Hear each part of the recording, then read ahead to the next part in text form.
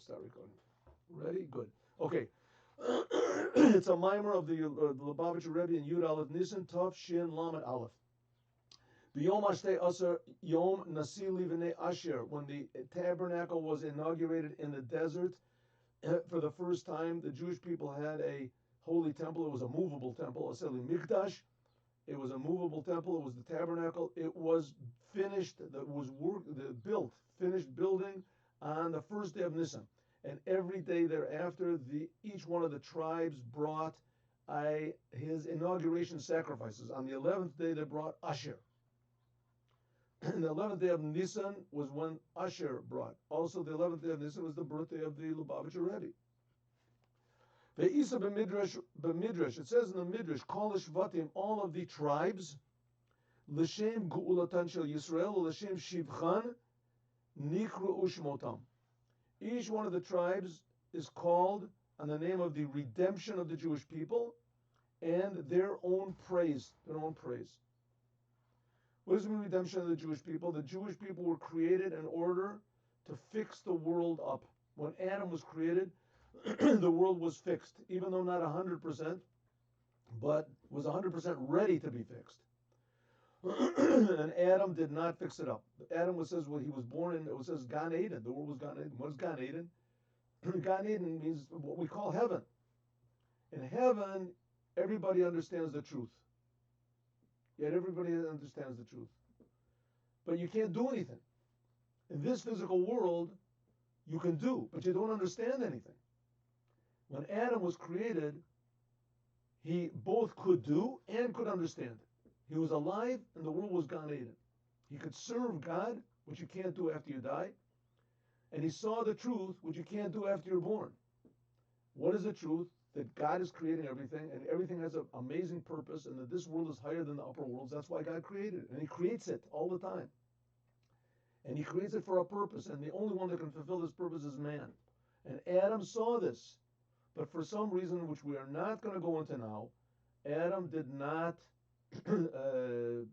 meet the bill. He did not fulfill his purpose, and he confused the whole world and even brought death into the world. Death, limitation. And he brought also idolatry into the world, because idolatry is synonymous with death. We'll see this.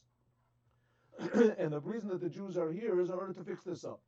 And the reason that the Holy Temple is here, that's why we long for the Holy Temple, is also to bring it up, to fix this up, to use the world in the way that God wants us to use it. So when this tabernacle was made, each one of the 12 tribes brought his sacrifices. They were exactly the same thing every day. And on the 11th day, they brought Asher. Now, the one who's supposed to finish all this work is the Mashiach. Just like Moses took the Jews out of Egypt, and they didn't even want to go out. But he took the Jews out of Egypt, as also the Mashiach will take the Egypt out of the Jews. We see that even after the Jews left Egypt, they still wanted to go back. And most of them didn't even want to go out. It says that 4/5 remained back in Egypt. They died in the plague of darkness. Well, in the future, it won't be that way. We've had already a plague of darkness for the last at least 2,000 years since the temple was built, since the temple was destroyed. We've been in the plague of darkness. And now in the future, redemption, all of the Jews will go out. All the Jews will leave. That's what the Mashiach will do.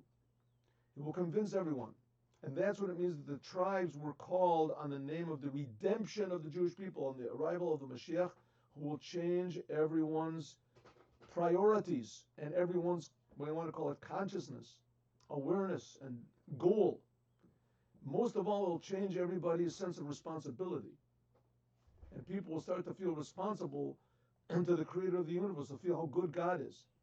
So all the tribes are called on the name of the redemption of the Jewish people. Main thing in Judaism is this idea of the redemption. And it's also called on their own praise, L'Shem Shivchan. But Asher is called, this is what the Midrash says, it's all there in Midrash Rabbah. Asher is called on his name, and on the name of the redemption of the Jewish people.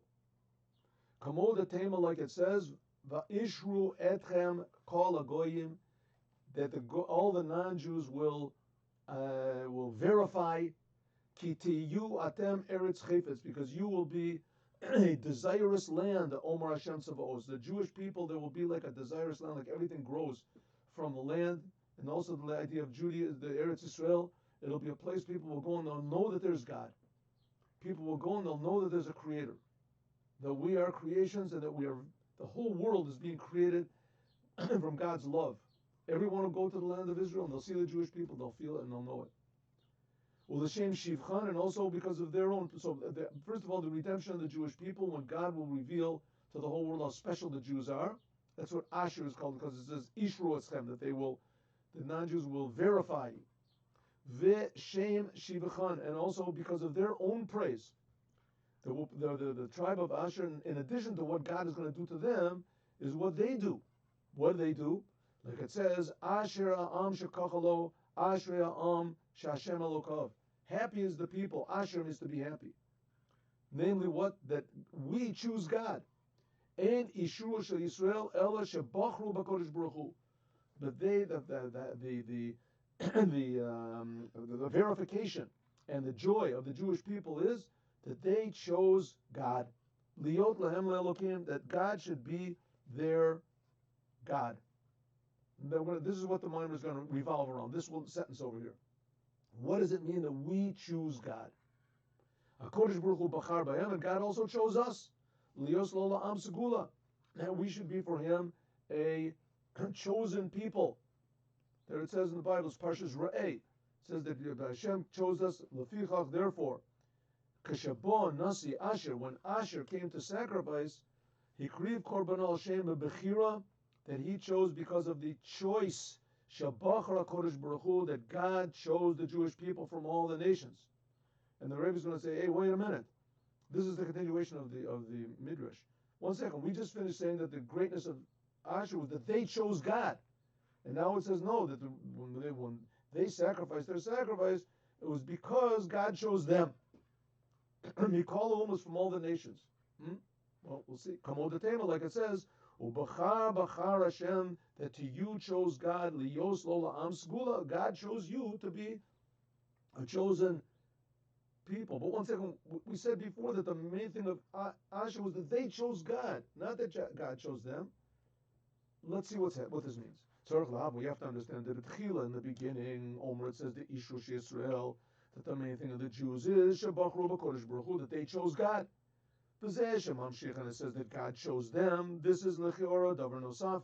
This is like an outcome. This is a secondary thing. The amazing thing is that we chose God. That God chose us. God does whatever He wants to. God can choose what God chose us. It's wonderful, right? It's wonderful that God chose us. But that seems to have nothing to do with us. Why did God choose us? Because we chose Him. Oh, this is something unusual. And the Rebbe is going to point out in this mimer how really, truly unusual it is that we chose God. Well, and after this, Omer, it says that Asher is called the Ishru Shel Yisrael because of the the verification of the Jewish people. Hikriv Korbano, he made a sacrifice because Shebachar B'Kodesh Baruch Hu, that God chose the Jewish people. So what's the main thing, that we choose God, or that God chooses us? At first it seems that the main thing is that we choose God, which is pretty okay. And then it says, no, that God chooses us. That's why the main thing. But that's also something pretty amazing. I mean, God chose us from all the people. Asher Bachar Bano Mikol Amin. But in the beginning it doesn't say that. It says the praise of Asher is that the Jewish people chose God. And that's the Ishuro. We also have to understand that the Bechira, what is this idea of choosing? We choose God, God chooses us. What does it mean, choosing? Now, there's what's called, choosing in a normal sense. Choosing means that a person, chooses. He's hungry. What do you want? Like, you go into whatever's a restaurant. What do you want to eat? They give you the menu, and you say, "I'll choose this. I'll choose this." It says, Rebbe, that's not really choice.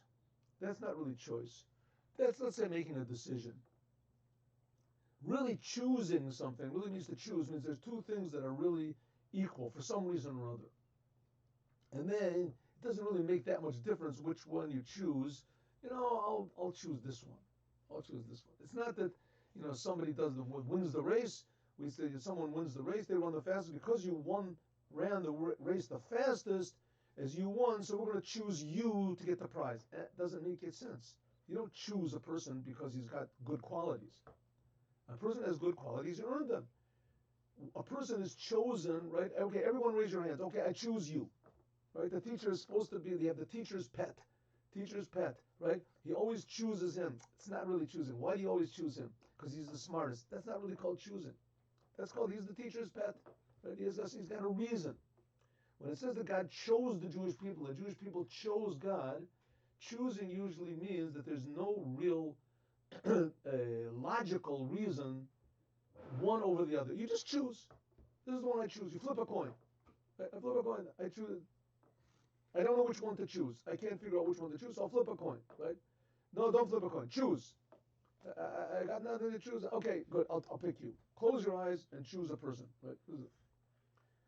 Says that if you're talking about we chose God and God chooses us, true choice, free choice, means that there's no advantage one on the other, or each one has an equal advantage. Choice only means two things, that they're both equal. Each one has some good quality that the other one doesn't have. Right? I'll work at this job because it's closer to my house, but it doesn't pay as much. And the other one is farther away, but it pays more.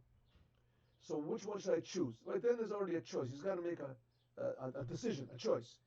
But how can we say that we chose God? We chose God over the other gods. How could it possibly be that we chose God? Alder says similarly, it says that Kodesh Baruch Hu, that God chose the Jewish people. What does it mean that we chose the Jewish people? Har Yisrael, the Jewish people, and Nalim be'en Aroch. They are incomparable to all the other nations. The Jewish people, Ma'u sheKodesh Baruch Hu bachar b'Yisrael. What does it mean they chose the Jewish people? The Jewish people, it says that they're the sons of Avram, Yitzchak, Yaakov. What does it mean he chose them? Gam, also, Mashketu B'Tanya, it says in the Tanya, B'Bana B'Charta, in Perek Mem Tet. It says that God chose us from all Am V'Lashon. That God chose us from all the nations. What does it mean? Who a goof a chome. It says over in the Tanya that God chose, when He chose the Jewish people, He didn't choose them because they have a special soul. The Tanya explains in such great length how the Jews are totally different from the non-Jews. A Jew has an extra soul, and not only an extra soul, what's called a godly soul. A non-Jew feels himself. He can feel spiritual things. He can feel that he's a creation. He can feel that he's being created from God. He can believe in God, but he doesn't really feel God. He doesn't really identify. He has religious. Some people are more religious. A Jew he feels God. In fact, he feels God more than he feels himself. Potentially, every Jew. That's what makes a Jew a Jew. Says if so, when God says that God chose us, it can't be He chose us because of our soul. We're totally different. It says what did He chose us because of our body? A Jewish person has a body that seems to be physically, it's exactly the same as a non-Jewish body. You can make a heart transplant from a Jew and a non-Jew, no problem. And there's a lot of Jews, especially in Russia, that they're Jews. They don't even know that they're Jews, and their mother didn't know she was Jewish. Why? Because a Jewish body is exactly the same as a non-Jewish body. When it says that God chose us, over there in the Tanya, it says He chose us because of our bodies. So that the Jewish body seems to be exactly like a regular body. You learn anatomy in university, you become a doctor. There's not one special book, Jewish anatomy and non-Jewish anatomy. It's the same anatomy. Therefore, it says tzorech biur. We have to understand shezeh guf Yisrael.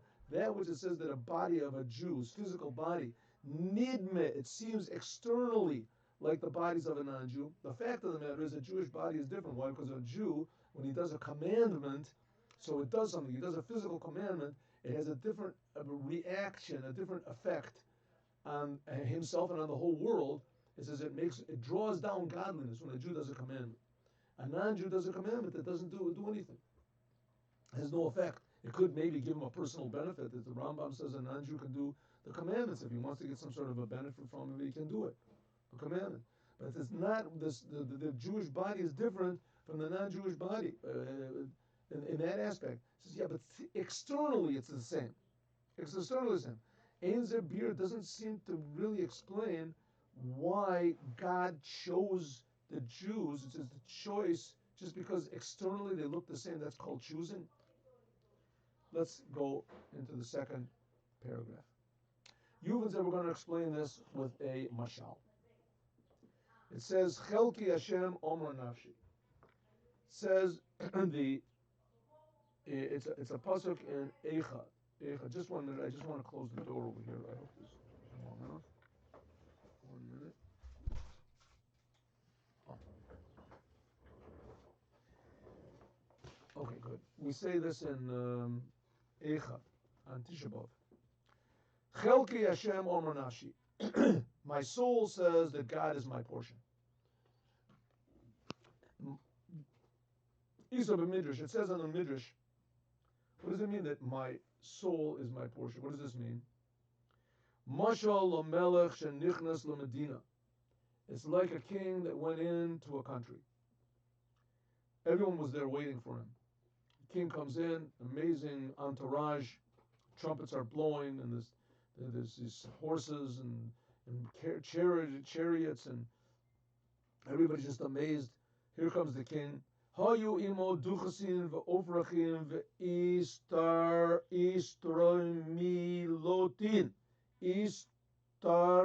tilotin. There were with him all these dukes and barons and the nobles.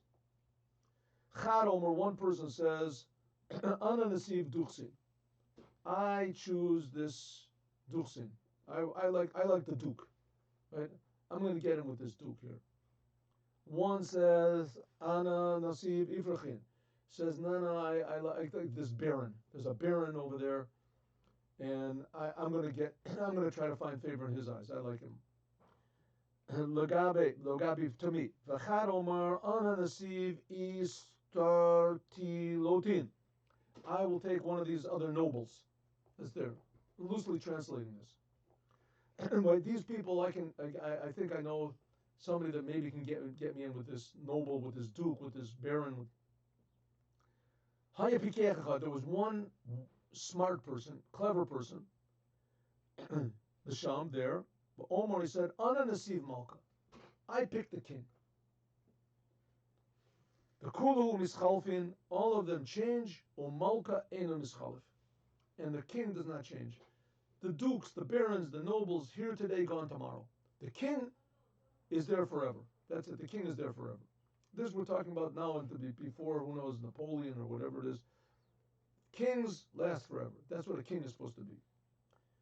Kain, Umas Olam, also the nations of the world. You take like in Russia, they had the kings over there. I mean, once in a while, one king would kill another king or something, but the people would think about the king is like God. Right, the same thing. It used to be that way in England. I don't know. I guess it changed. Oliver Cromwell learned history, but generally speaking, a king is a king. He's noblesse. What is he called? He's God's choice, and he leads the people. And the king comes, everybody bows down. That's the way it was. Kings. That's what king is. A king is always there. A king can off with his head, can kick off everybody, can kill everyone. The king is always there. So all these other people, they chose these other nobles, and one wise person chose the king. Okay, what's this got to do with Judaism? What has it got to do with anything? You'll get it. Here it goes. Kain Omas Olam. Also the non-Jews. All the non-Jews. Nowadays there's 8 billion non-Jews? Mehen Ovdim Lachama. Some of them worship the sun. Me Ovdim worship Lavana. Some of them worship the moon. Some of them worship spirits. Some of them worship power. Some of them worship levels of consciousness. Some of them worship people. Some of them the worship, what is it called? Souls, levels. Some of them worship themselves. Of Yisrael, but the Jewish people, Ein Ovdin, they only serve God. How would they conceive? That's what it says. Chelki Hashem or Manashi. That's what it says. My soul tells me that my portion is God. I choose God. I mean, of course, you can always say, "What are you talking about? Look around. What's going on over here?" Everybody, all the Jews choose God. So the answer to that comes, I think, from a holiday we just celebrated. 3 weeks ago, Purim. In the time of Purim, all of the Jewish people were under the rulership of Achashverosh, and he was a real king. I mean, he ruled over the whole world. Achashverosh ruled over the whole world, even though he couldn't rule over himself. He killed his wife and said that's how the whole thing starts off. But he ruled over the whole world. And Achashverosh made this calculation that the Jewish people are not going to build a second temple. They were supposed to be in exile 70 years, and according to him, the 70 years passed, and he said, oh, there was a prophecy of one of their prophets, and the prophecy didn't come out. Means that the Jewish prophets are not infallible like the Jews believe, and therefore the whole Judaism is finished. It was a nice idea, and therefore I'm going to be king forever. And the Jews believed him, and they all went to his meal, and they all celebrated together with him. And they said, that's it. And there's not going to be any redemption. That Judaism is Achashverosh is the king, and that's it. All of a sudden came along Haman, and all of Mordechai. He made his decree, and Mordechai suddenly convinced all the Jews, inspired all the Jews, and all of the Jews, without any exception, they all said, we're choosing God. You can kill us, you can do whatever you want to. We are Jews. Okay, this is not the time for a Purim lecture, but the idea is that's the holiday of Purim, according to at least the Hasidic Chabad, that the Jews could have gotten out of Haman's decree, Lashmid, Larog, Labed, Kala Yehudim, all the Jews are going to destroy. And all they had to do was say, I'm not Jewish. And not one Jew said, I'm not Jewish. In other words, every Jew, somehow or other, in the essence of his soul, essence of identity, he chooses God. It's known, the Lechior at first glance, Harigam Misha Eno Pikeach, they all choose God. So it says that's why, because the Jews are clever. They're clever, they're smart, they're really smart, and they choose God, like the smart person in the crowd. One person says, I want the baron, I want the duke, I want this, and there was one clever person there, and he said, well, no, I'm going to take the king. I picked the king. That's why the Jews picked the king, because that's why we choose God, because we're clever. Says the Rebbe, at first glance, you don't have to really be that clever. Afilu tino katan, even a small child, Yodea, he knows that the king is greater than all the dukes and the barons and everything like that. The example that he gave from the Midrash about the king coming in, and this person says, I choose a duke, and this person says, I have a king, because he's so clever. What's so clever about that? If you have a chance that you can choose the king, I mean, who's going to be in your power? You're going to have the baron is going to be on your side, the duke is going to be on your side. I want the king to be on my side. Right? You're going to bribe the duke, I'm going to bribe the king. I'll bribe the king is going to be on my side. Of course, you don't have to be so smart to do a thing like that. To pick the king, what does it mean?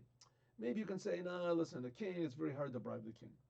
And the others, you can at least bribe them. So then he's not really smart, he's stupid. Who's going to bribe the king? You can't bribe the king. Well, you're going to get the king on your side. You can't influence the king. Even more. It says all the dukes and the barons, and they can all be fired, killed, right? They have no influence over the king. You're going to have an influence over the king. What's so smart about choosing the king? On one hand, if choosing the king is really a viable choice, so then you don't have to be so smart to choose him. The king is the greatest. If you can get into the king, that's the greatest, right? It's like saying to somebody, what would you like to do? If you have $100 in the bank, $1,000 in the bank, $1 million in the bank, or own all of the banks? Of course, if I could own all the banks. So choosing the king, of course, is the best thing. On the other hand, if you want to say, no, nobody has any influence over the king, so he's not so smart. What is he choosing? What do you have to have be so smart in order to pick the king? It must be that picking the king means that you have some influence over him. Any person with a brain in his head would rather have influence over the king than influence over one of the lower nobles. Also, so what's so smart about the Jewish people? What is it called? Intelligence, smartness, that the Jewish people chose God. It's the same thing like in Purim. The reason the Jewish people chose God is because they were smart. What does this mean? Also, Hari, Duchasin, Mechuli, Loayu, Mischalfin, even if these barons and dukes and things they had permanent jobs, right? They had permanent jobs that would never be changed. What does it say? That the wise man said, that the clever person said, I choose the king. Why? Because all the others, they change, and the king never changes. That's the reason why. Even if they never changed, even if what do they call it? I forgot the word. And when they have a favoring, the family favors somebody, and they give people, they chant, what is it? They pick people in my family. I put all my family into important places. Even if all the dukes and the barons and the this, they would be there forever. They have permanent jobs, they can never be fired. But the king is still greater than everybody else. What does the Midrash bring the reason? I choose the king because he's not going to be changed. I picked the king because he's the king. He's the greatest of everybody.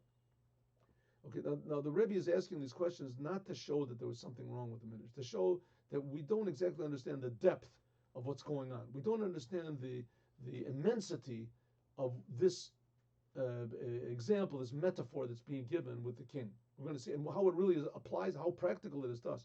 Ubafran, according to what it says, Beferish Bakasov, it says Mishich Mo Maila Gavo Mikolam. It says by King Saul that he was higher than everybody else, he was taller than everyone else, a shoulder taller than everybody else. In other words, his shoulders were above everybody else's head. Shagam Shich Mo Shalamelach, that even the shoulders of the king, Hainu Amidos Shenimshachim Yaseichel, namely the emotions of the king, Shabarosh Ulamata Mimenu, the things that other people get intellectual about, they only reach to the emotions of the king. The king's mind was totally, he perceived things that nobody else perceived. Hu gavo yoter mi'arosh. It says that mi'arosh ha'seichel shall kolam. The king's shoulders were higher than everyone else's intelligence. He perceived things and was aware of things that nobody could possibly. Shebezeh, then in this, kolam nichlalim kol asarim hachi gedolim. This was all the highest of the ministers. You see, with the Rebbe. There were these geniuses, people, doctors, professors that would ask the Rebbe questions, and the Rebbe would say, no, don't make the operation. I think the answer is found over here. Go and ask this person. Things that they would never dream of. Right? They never think. The Rebbe all of a sudden saw these things. His shoulders were above everybody else's head. That's a king. If so, lama tzarich latam the kulo mischalfim. Why do you have to bring the reason that all of them change, and the king never changes? All right, let's take a short break here.